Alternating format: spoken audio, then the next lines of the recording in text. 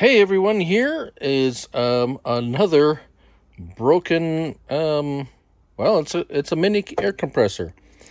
And my brother-in-law scavenged this from someone turned it in and said it doesn't work. So we're going to see if we can fix it. It's a handy dandy little fellow. It's got a couple of nice gauges and adjustment.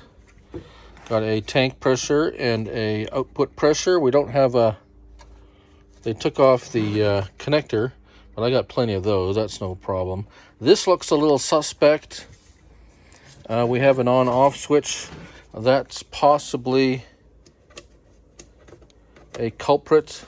We don't know. I did plug it in, and it gave a little blurt, and that's it. It shut down. So let's plug her in and see if we can get it to.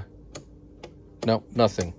So it gave me a little bit of, if all else fails, give it a whack. I'm wondering if maybe this, yeah, so we're going to shut it off, unplug it, make sure it's unplugged, and we're going to, I've already loosened these. We're going to take the top off with my handy dandy little screwdriver thingy and see what's really underneath,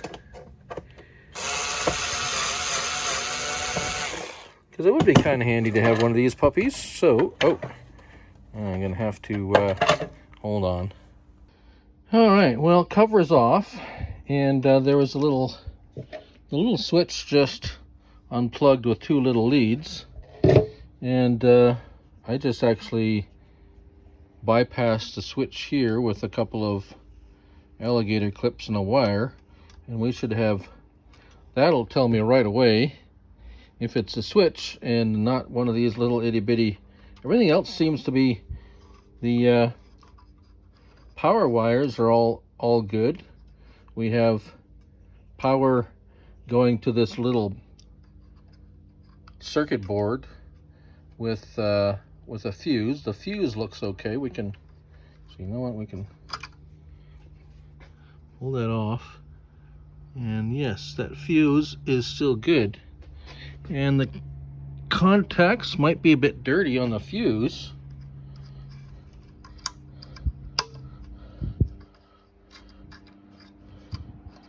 So we'll just see if that's maybe it got a little bit damp, and the contacts, that might do something. So what we're going to do now is we're going to plug it in, and if it's the switch, it should turn on right away.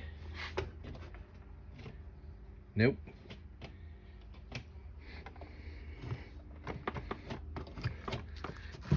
We still have power to this plug, so I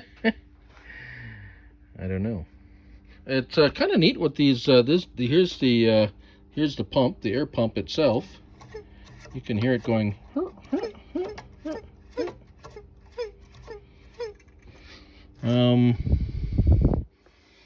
Where's it getting the air intake?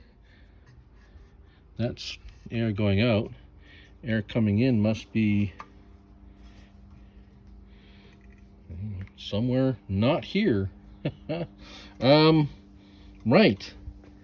My electrical knowledge is very close to zero, so that's about all.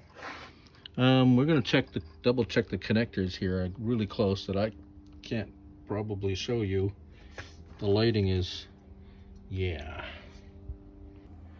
All right, a little bit more testing, and I tested the plug here. I wasn't getting any, I was getting nothing. So what I'm going to do now, these are the two leads, white on the bottom. I have to remember, white on the bottom, black on the top. Make sure the polarity is, I don't even know what polarity means, but I know that you got to put them back on the same way.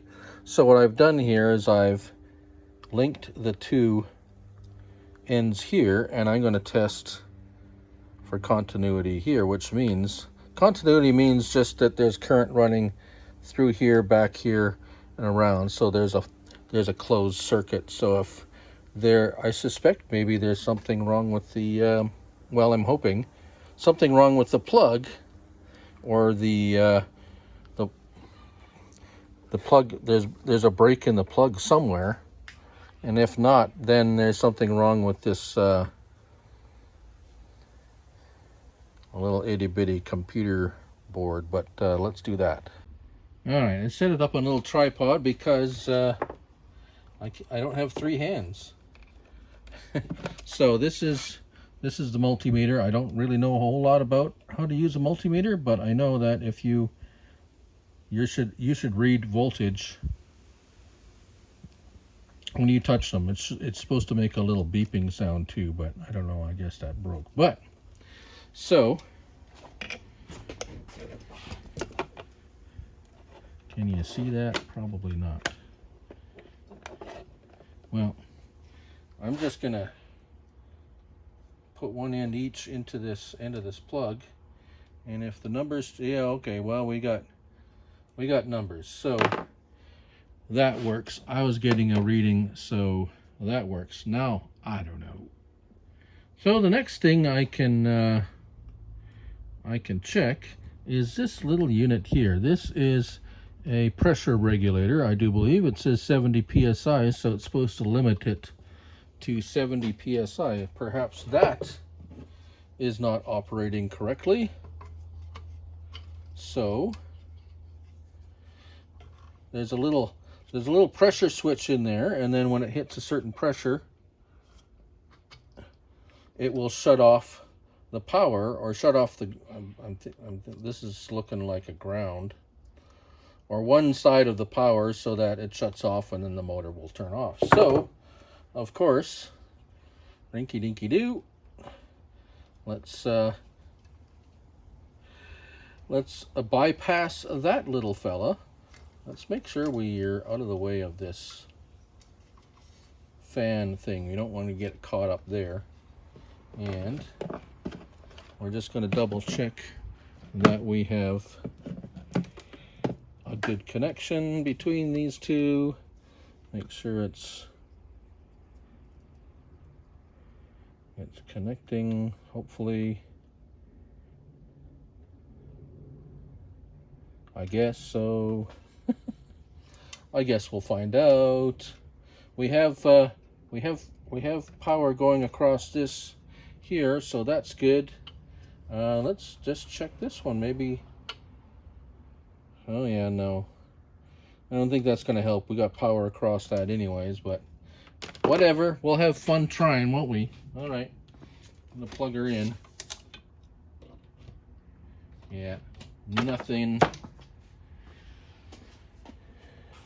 Nothing. Well.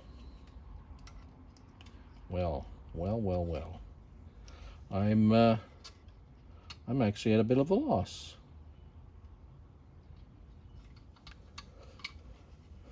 As I said, my electrical knowledge goes about that far, so the only thing I can think of is something in this. There must be some kind of a resistor or something here. It's all soldered on.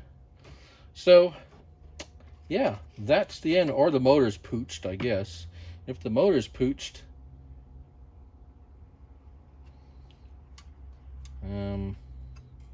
yeah, I'm gonna have to.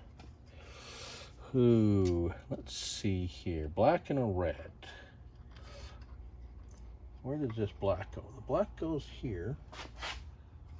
We can unplug the black, and here's the red. Well, now,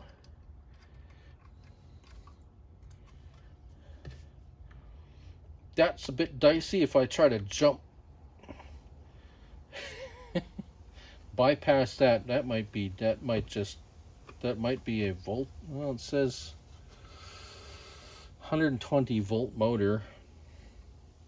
I bypass all. I don't know if I can bypass that and just run direct current right to this motor.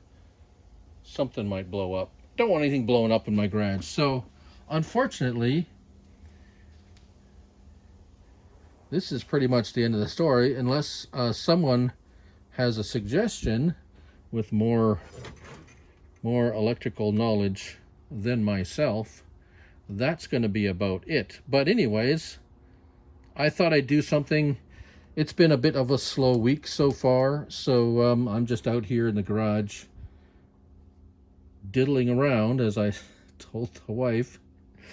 Yeah, so it's going to sit here where it has been sitting for a little bit longer. However, I do have other things I can do. But anyways, thank you all for watching.